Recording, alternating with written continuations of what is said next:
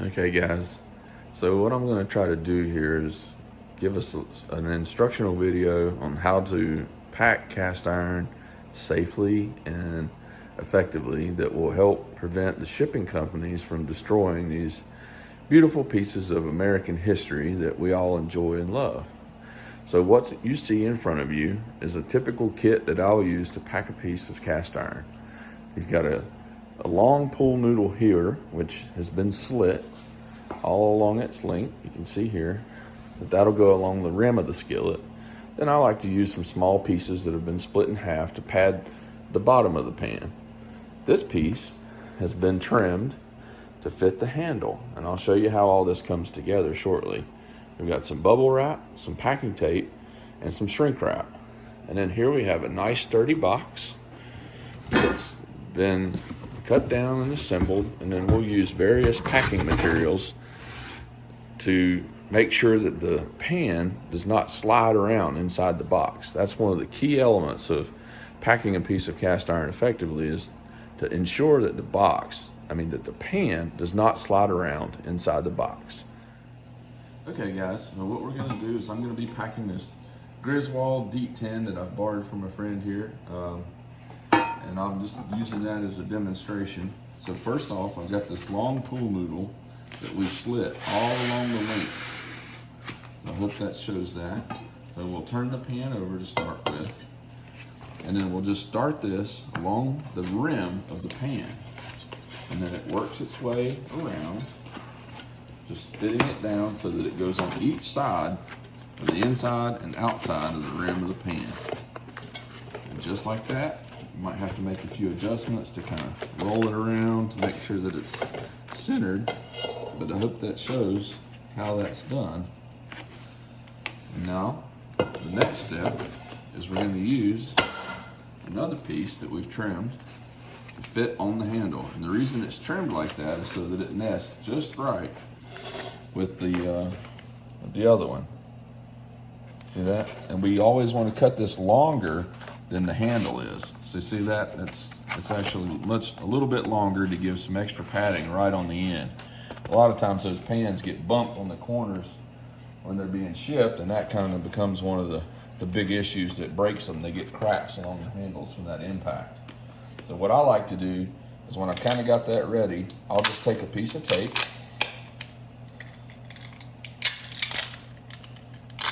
and this one I had a starter tab on, so excuse that. And I'll take a little piece of tape, 4 or 5 inches long, and I just kind of lay it across there, bring everything together so that it holds it kind of tight like that. And then I'll flip it over. Sometimes I'll put one on the bottom, but I think we're okay with that. So what I'll start with is with the shrink wrap. So that I just like to wrap it a few times with some shrink wrap to kind of get everything started. Sometimes just start it around the handle. And eventually, we're going to wrap this entire pan in shrink wrap. But to start with, we'll just do a couple rounds. Like I said, to get everything held together, keep the pool noodles from sliding around and getting out of position. And this may be a little bit ugly and awkward, but that's okay. All we need it to do is hold on. And that's good. So that's at least something to get us started with. Then I'll take and turn the pan over. And with a case like this, I've got a nice deep box. I've got plenty of room. So I'm going to use some other pool noodles that I've slit all the way through that will just pad the bottom like that. And there's a lot of ways you can do this to hold them down. For simple sake, I'll just use a piece of tape right there. It's nice if you can put the pan in a bag or something to keep some of that sticky stuff from getting on there, but for demonstration purposes, we're going to move right along. Then I'll go back to my shrink wrap and start it again, and then we just want to use this to lock those on. So we'll start our process again of wrapping this thing all around until we get it completely covered. And I'm going to stop short of a perfect pack just for the interest of time in the video. But I would wrap this several more times until this handle was completely encapsulated in that. Guys, here's an example of a fully shrink wrapped piece. All right, so here's our wrapped skillet. Like I said in the last one, normally I would wrap all this with saran wrap so that there's nothing trying to come off. Wrap it around the ends several times. But like I said, for demonstration purposes, we'll go with that. The next step is some bubble wrap. So we'll take some standard issue bubble wrap and we'll just wrap the pan and add just an extra level of protection around it. Just like that. We don't need a ton of this, but it's just an extra level of security that I like to add that just kind of makes for a bomb-proof ship. So you'll just do that. Use some tape if you need to kind of keep it secured on there, and that's going to be something that will help protect anything that the pool noodles don't take care of. Okay, guys. So what I want to do now is talk a little bit about the box. This is a heavy corrugate box. You can see that it's nice and thick walled, it's sturdy, not an Amazon box or anything like that. This happens to be I think a 15 by 15, but a good size is a 15 by 15, which will accommodate anything up to about a number 10. After that, you start getting towards 11 and 12s. You might want to look at a 20-inch square box, but that's going to be your best practice. This one, I have reinforced the floor. This is a secondary piece of heavy, thick corrugate. You can see that there. And then I've added a second layer. And then I've put these corner gussets in, which I actually hot glued in here. This box is getting ready for a really special piece. So I want to make sure that it's 100% bomb proof. So that's a little word about how the box should look. Okay, guys, so something else I want to talk through is packing material. As I mentioned to start with, one of the most important things we can do is to fill that box and any voids within it with a layer of padding that's packed tightly all around that pan. So that way it can't shift around as it's being dropped. I mean, I have heard that the Postal Service says that it should be packed to handle a 15-foot drop. I don't know if that's true, but that's close enough for me to take it as the gospel. So I'm gonna pack that thing accordingly. So some of the things I like to use, we've got some foam here, thin foam. It's about 1/4 inch thick. Again, some of that heavy corrugate that I mentioned. That stuff's really nice. It's light, but it's very strong. So it helps save on some shipping costs. And then newspaper, or this is, craft paper type stuff. We'll wad that stuff up and use that. Here's a good example, a big bunch of it that I plan to use to pack this thing with. All that packing material will make it inside that box. So getting into the box, as I showed you before, one of the things I like to start with is something nice and soft to pad the bottom. So we'll put some of that foam in there. A lot of times I'll layer some bubble wrap in the bottom. I think that also is something that works really well. And then we're ready to stick our pan inside.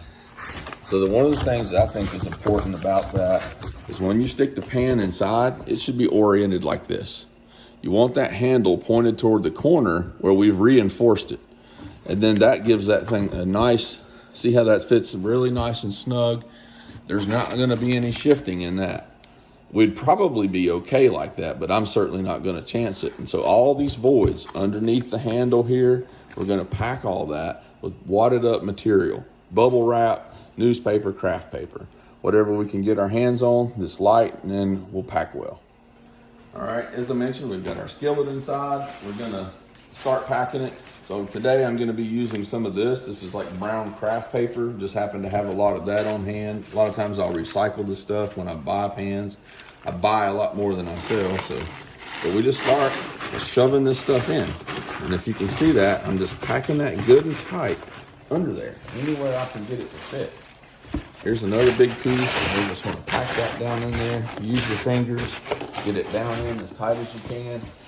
And you just want to continue that process all the way around until it's completely full.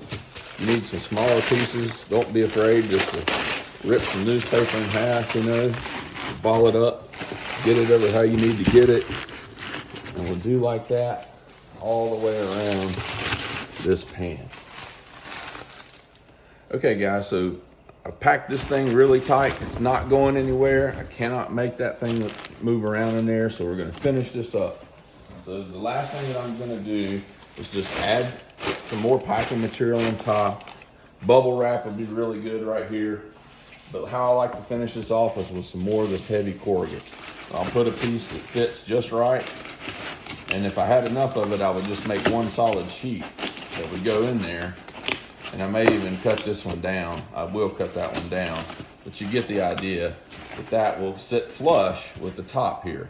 And you want to add enough packing material so that that extra layer right there sits very flush with the top of the box, and there's no room up and down for the skillet to go up and down. So after that, pretty self-explanatory. We just close up our box and then we'll tape it. And so then just a word on tape. Really like to use this fabric reinforced or thread reinforced tape. It's really a good idea.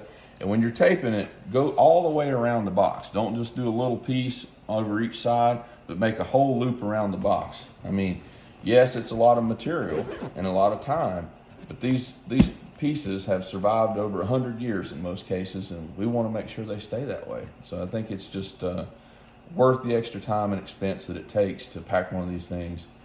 Bomb-proof, and we would tape that up, and I'll just show you. I'm shaking that for all it's worth, and there's nothing gonna happen. All right, so I hope you enjoyed this. I hope it's helpful. If you have any questions, feel free to reach out to me at any point. I'm glad to answer questions or give tips and advice, but yeah, that's how to pack a skillet, and the best that I've learned. Thank you.